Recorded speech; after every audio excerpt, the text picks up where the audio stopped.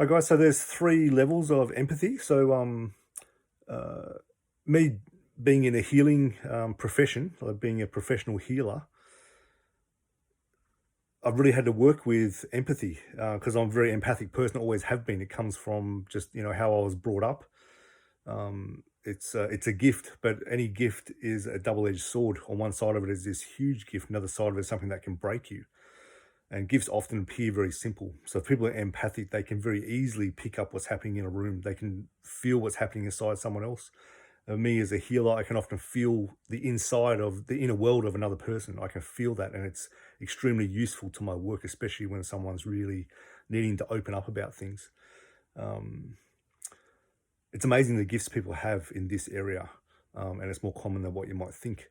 But the problem is people get swamped by it. So the sympathy is the first layer. So we talk about sympathy being sympathy. You can really feel the what someone's talking about. If they're talking about anxiety, you can feel into that anxiety, and probably sadness and grief is the most tricky ones to work with. So when someone's sad and you're someone who's very empathic, but you're working on connecting in a sympathic way, you'll be pulled into their story and potentially drained by it, and you'll be crying as well. You'll feel that sadness. So, in a way, it's good because you can really relate and feel what the person's saying. But the bad thing is that you connect and enmesh with their stuff, and that's a problem. And it can actually make you sick over time. And it's stuff you have to end up processing. It's not your stuff even. It's their stuff you're processing. The second level is so it's more like a baby version of empathy. It's like it's not really that mature. It can just feel stuff, but it can't work with it well. The second level is the empathy. So empathy, you can feel people's things, but you don't get pulled into it anymore. But you don't have enough wisdom yet to understand why they're in that space.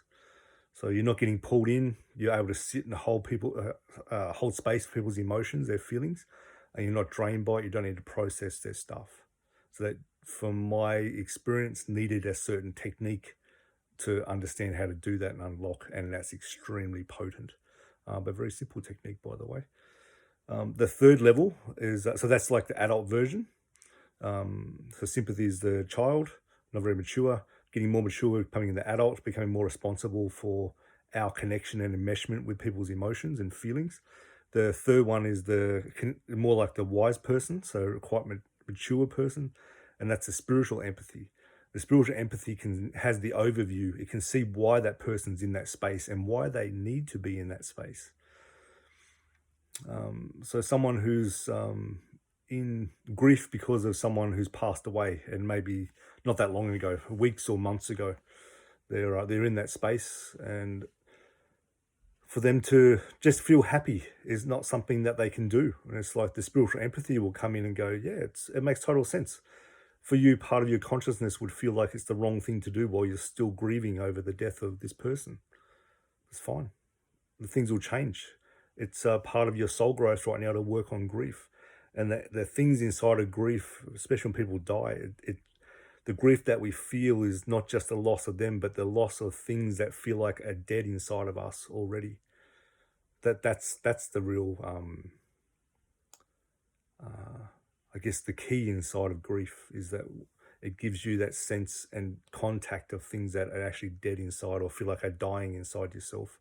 It's an opportunity to reawaken those things or let things go, make reconnections. That's what it's about. It's a deep reconnection.